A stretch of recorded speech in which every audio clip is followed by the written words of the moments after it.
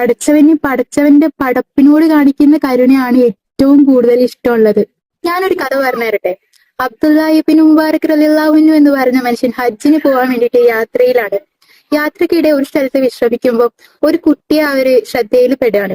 ആ കുട്ടി ഒരു ചത്ത പക്ഷിയെ എടുത്തുകൊണ്ട് പോകുന്നത് കാണാണ്. ആ സമയത്ത് അബ്ദുല്ലാഹിബ്നു മുബാറക് റളിയല്ലാഹു അൻഹു ആ കുട്ടിയെ അതിശയത്തോടു കൂടി പിന്തുടരുന്നുണ്ട്. വീട്ടിലെത്തി അമ്മ ആ കുട്ടിയോട് ഇന്നത്തേക്കുള്ള ഭക്ഷണമായി എന്ന് കേൾക്കുമ്പോൾ നിറഞ്ഞ കണ്ണുകളോട് കൂടി അബ്ദുല്ലാഹിബ്നു മുബാറക് റളിയല്ലാഹു അൻഹു അവരോട് ചോദിക്കും, എന്തിനാണ് നിങ്ങൾ ഇതെല്ലാം കഴിക്കുന്നത് എന്ന്. ആ സമയത്ത് കരഞ്ഞുകൊണ്ട് ആ അമ്മ പറയുന്നുണ്ട്, കുറച്ചു ദിവസങ്ങളായിട്ട് ഞങ്ങൾ പട്ടിണിയിലാണ്, വിശപ്പാണ് ഞങ്ങളെ ഇതിലേക്ക് എത്തിച്ചത് എന്ന്. ആ ഒരു സമയത്ത് തന്റെ ഹജ്ജിനായിട്ട് മാറ്റിവെച്ച പണം മുഴുവനായിട്ട് ആ കുടുംബത്തിന് നൽകുകയാണ്.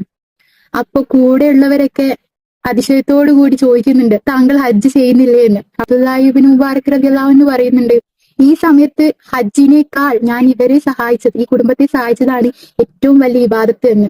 നമ്മളെല്ലാവരും പലപ്പോഴും മറന്നുപോകുന്ന ഒരു കാര്യമാണ് അല്ലെ. പടച്ചവന്റെ പടപ്പിനോട് കാണിക്കുന്ന കരുണയാണ് ഏറ്റവും കൂടുതൽ ഇഷ്ടമുള്ളത്.